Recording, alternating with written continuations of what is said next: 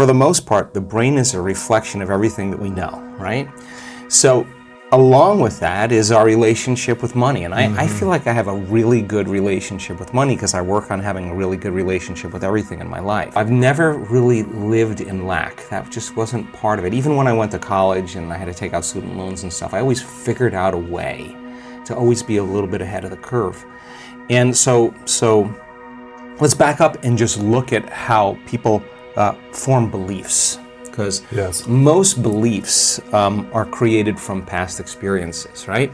So children, when they're in their early ages, their brainwaves are very slow. Like their brainwaves are in alpha when they're like 7 to 12. They're in theta when they're like 2 to 6 years old, and they're in delta like when they're newborn to 2 years old. And so these brainwave states are states that were really suggestible to information. The analytical mind starts around 12 or so, 7 to 12, and that analytical mind is actually what creates a barrier between the conscious mind and the subconscious mind. So that's really, really important, because if you heard money is the root of all evil, money is bad, only certain people are allowed to make money. You have to work hard to make money. This is how you got to do it.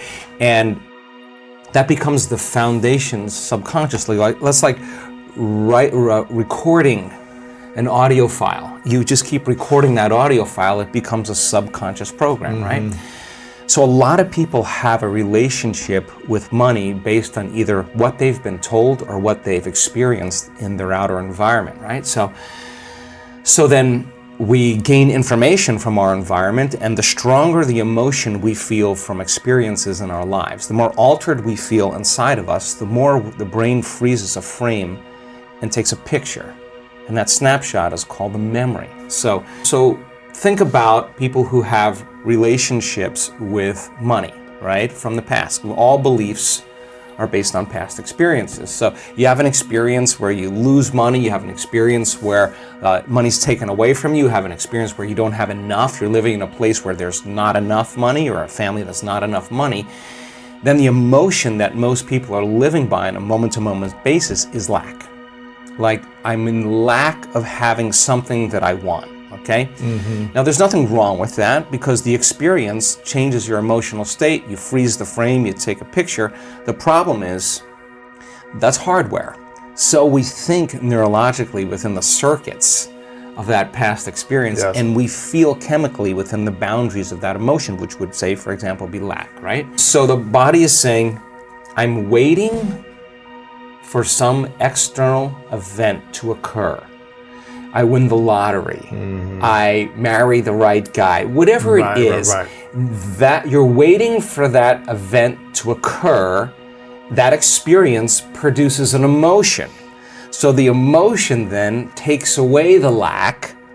And so when we play the game in three-dimensional reality, we experience separation from everyone or everything, because our senses fool us into the illusion, the hallucination of separation. I'm here and you're there. I'm here and the door is over there. So I'm aware that I'm here at one point of consciousness, and the door is over there, another point of consciousness. Okay, so in order for me to get from here to the door, I got to move my body and do something through space. I got to do something, and everything in this three-dimensional reality is going to take time and energy.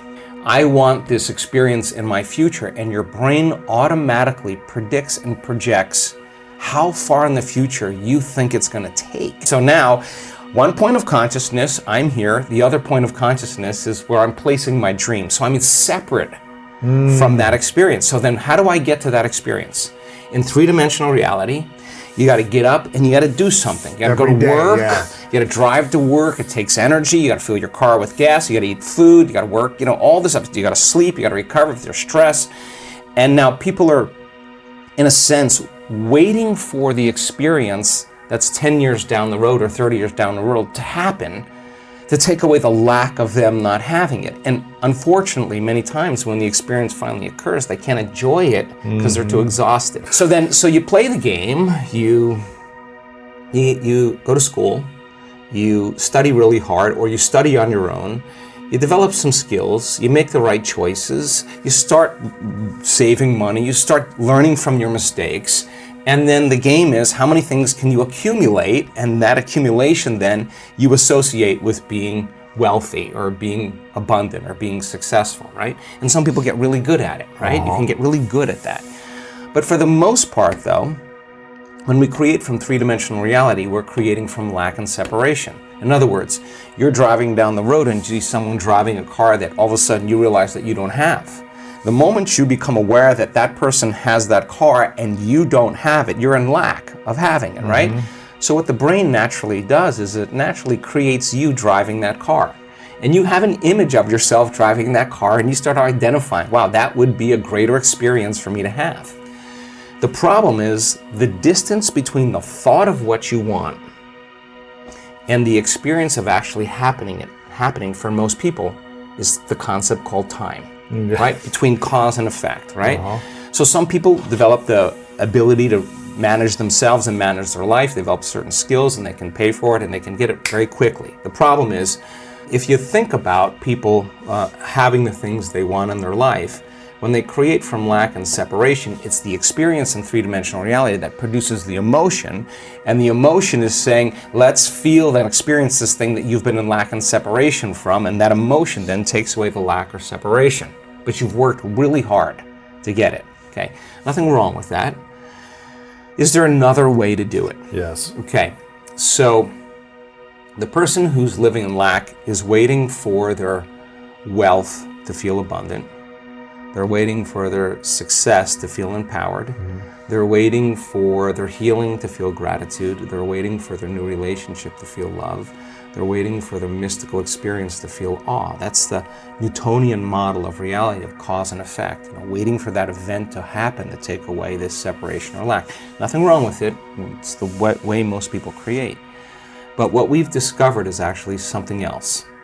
The moment you feel gratitude, your healing begins. The moment you feel worthy and abundant, you're generating wealth. The moment you're empowered, you are moving towards your success. The moment you're in love with yourself and you're in love with life, you'll create an equal. The moment you are in awe of life, you're going to have a mystical experience. And so that's causing an effect, right? So then if you can teach people then how to create, instead of from lack or separation, but create from wholeness, and create from what we call the quantum field instead of three-dimensional reality. The quantum field is an invisible field of energy that exists beyond our senses. You can't see it, you can't smell it, you can't taste it, you can't hear it, you can't feel it. It exists beyond our experience of three-dimensional reality. How much of your waking day do you put your attention on matter, on the material world, and how much of your waking day are you aware of energy and frequency? For most people, they're unaware of the quantum field, and if you're unaware of it, it doesn't exist for you. Right. Just like you have a nose, but if you're unaware of it, it doesn't exist for you. The moment you become aware of it, it exists. Well, the quantum field, you could study all kinds of science, and they'll tell you there is this invisible field of frequency and energy that exists beyond the senses that tend to connect everything physical and material. In fact, everything physical and material is connected to this field, okay? So how do you get there? So we discovered that when you take all of your attention off your body and you are not paying attention to your emotions, your drives, your habits, if you could take all of your attention off of every element in your environment, your cell phone, your tablet, your computer, your car, your whatever it is, your bed, take your attention away from everything, every place that you live, where you sleep, where you work, and you're not thinking about time. You're not thinking about your schedule, where you need to be, or what happened yesterday. You can relax into the present moment. There tends to be a dramatic change in the way the brain functions when people do this properly. We call it getting beyond yourself, but in a sense, you're dissociating from your three-dimensional reality. Why? Because if you're thinking about anything in your three-dimensional reality, that's where your attention is and that's where your energy is, okay? So we kind of figured out this formula when people really become nobody, no one, no thing, nowhere, no time. We're pretty much all of a sudden outside the constraints of the Newtonian world of got to do something to get an outcome. And if you can teach people how to linger there without a name, without a face, without a profession, without a family, without a culture, without a past, without a disease, you teach them how to be in this place we call the unknown, right? And you teach them that from that place, that invisible field, is where everything material comes from. And if they could create coherence in their brain, you need a strong signal in the brain. The more coherent the brain, the more stronger the signal. When we look at brains in real time, and we're looking at people's how their mind is working. When you're under stress, okay, stress is created by not being able to predict something that's going to happen in your life, the perception that something's going to get worse or you can't control something, right? So when that occurs, we switch on that primitive nervous system called the fight or flight nervous system, and the brain goes into this very alarmed state called high beta. That means pay attention to the outer world, there's danger out there. But if it's not a predator and it's traffic or your coworker or your ex, right. This is where it gets to be a problem because it becomes very maladaptive, right? So when we're in that state and the brain is in that aroused state, we try to control and predict everything. So every person, every object, everything, every place, even your body has a neurological network in your brain, right? So as the arousal happens, we start shifting our attention to all these elements, and like a lightning storm in the clouds, the brain starts firing very, very incoherently. It's a static on the wire, that's disconnection, there is no signal. Right. So when we're in that state, we're always really looking for the worst case scenario of what's going to happen, because if you prepare for the worst, anything less happens, a better chance of survival, right? So in this kind of aroused state, as we shift our attention to each one of these elements that are known in our environment, the brain starts compartmentalizing and firing out of order, and that is what creates what's called autonomic dysregulation. That causes the brain and body to get really out of balance, right? So in that state, we're over-focused. You know, when you're stressed, you're over-focused on something. You can't stop thinking about it.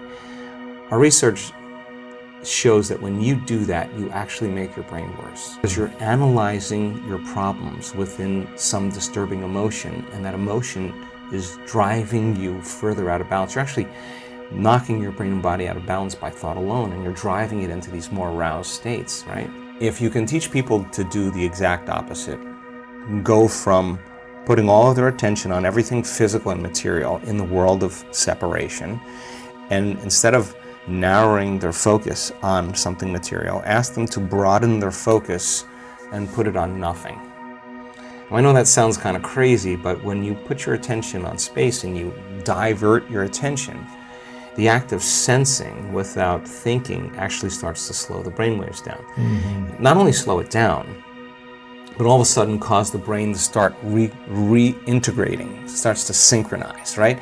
And so you see different compartments of the brain that were firing out of order start to resonate. They start to communicate. They're all of a sudden synchronizing, and what syncs in the brain kind of links in the brain. So when a person has their whole entire brain firing in rhythm, that's a very strong signal that you can send out into the field. And the clear intention tends to be a very important element that we have to get down. And the more coherent the brain, the more clear the signal for that intention. So with intention and attention, we could actually make thought more real than anything else. Now, what is that? You're saying, what would it be like to be wealthy? What would it be like to be abundant? What would it be like to have all my needs met? What would it be like to have more than I need? What would I do if I had everything I ever wanted? The answer always is the same. You start giving stuff away. Because if an abundant person is truly abundant, why would they hold on? They would say, I'm not in lack. There's more for everybody, okay? Turns out, though, that the signal sent out isn't enough. You have to draw the experience back to you. If you're creating from the field instead of from matter, right, there's a very strong possibility that you'll shorten the distance between the thought of what you want and the experience of having it. And when there's a vibrational match between your energy and that future that you want to experience, now if you're creating from the field, you actually don't go anywhere to get it. You actually draw it to you. So here comes the synchronicities, the serendipities, the coincidences, the opportunities, and they come out of nowhere. And you say, I don't understand. I didn't do anything. Well, you changed your energy. And so then the other element is a coherent heart, right? And the heart has a magnetic signature. And the magnetic signature is what draws reality to us, right? So you combine that clear intention with a coherent brain. Now here's the key. This takes practice. The person who's living in lack is usually unworthy, is usually insecure, is usually in their past, they're usually frustrated, they're usually impatient, they're usually resentful, because nothing's changing out there because it's taking too long. Well, everything takes a lot of time when you do matter to matter, right? But now let's do something that would be really cool. Let's write down the feelings of how you would feel if that future happened, and you're going to have to feel that feeling before it occurs. So now, okay, what does an abundant person feel? Pretty much free, in love with life, grateful to be alive, abundant. Okay, now let's practice feeling those. Turns out when you're feeling those other emotions like resentment and impatience and frustration, you're stepping on the gas pedal, you're just turning on the sympathetic nervous system, and you're stepping on the brake. You're angry, you're frustrated, but the fight or flight nervous system says run, fight, or hide, and you're sitting in a Zoom meeting and your neck is pulsating is because the heart is beating against the closed system, right? You're not using it in an adaptive way. So the heart starts firing out of order. It starts firing incoherently, and incoherent waves cancel each other out. It's called destructive interference, and then we stop trusting our future. Energy leaves the heart. Energy leaves the brain, energy leaves the heart, and you can't get in touch with the feeling of your future because in survival, which those are hormones of stress, all those emotions, in survival it's not a time to create, right? It's time to run, fight, and hide. Okay, so we gotta lay down the very thing we used our whole life to get what we want. The habit of doing it that way for something greater to occur. Okay, so that's what abundance means to certain people. Get as many things as you can. Okay, you want that? Not a problem, but let's learn the formula of how to create, right? Yes. So then you'd have to feel those emotions before the experience occurred. And if you understood that you could dissociate all of your attention from this three-dimensional reality and have no attention on anything known, and understand that it's the field that creates matter, not matter that emits the field, and if you could get to that place and change your energy with a clear intention and elevated emotion, your heart starts beating in this beautiful rhythm like a drum. We've measured it so many times, and when that occurs, the next thing that happens, the heart informs the brain, it's safe to create now. So the person relaxes into the present moment, and then we see this like if you took a big sheet, and a blanket, and you went like that, the energy of the heart actually informs the brain to move into these beautiful, elegant states of alpha brainwave patterns, coherent alpha. And that's saying, what's the next dream? What's the next opportunity you want to experience? That's a state of creation. So now you have a Wi-Fi signal. You got a coherent brain, that's a directive, that's a signal out, and you got this coherent heart, that's what draws it to us, right? You combine those two, and if there's a vibrational match between your energy and that potential in the quantum field, and you're feeling abundant, and whatever your brain associates with being abundant, that's your call. That's what the creative process is. This is the creative center. The brain frontal lobe actually says, what would it be like to be creative or abundant? I don't know what it'd be like to be abundant. Well, then go read a few books on people who actually became abundant and realized it wasn't a glorious process. They failed miserably. They got betrayed. They learned a lot of lessons, but they persevered. And what are the qualities of that person that you could embody? That's the key, right? Because it's not about wealth. It's who you become. So then you got to turn the battleship around, because most people say, I can't feel grateful for my wealth because it hasn't happened yet. That's the hypnosis.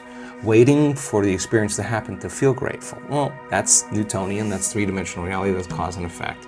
The quantum, you got to feel it in order for you to experience it. Okay, so this heart becomes like an amplifier, and it sends that signal out, and that frequency can carry the thought of your abundance.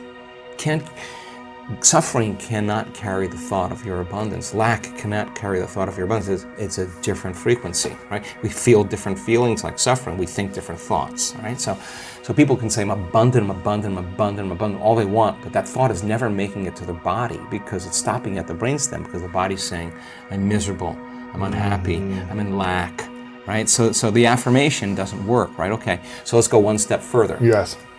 So if you practice this, and you actually understood, well, we teach this pretty well, but if you learned it just like learning how to play handball, or learning how to hit a golf ball, learning how to dance the salsa, if you just practiced the formula, you got really good at it, if you were doing it properly then, what would be the outcome?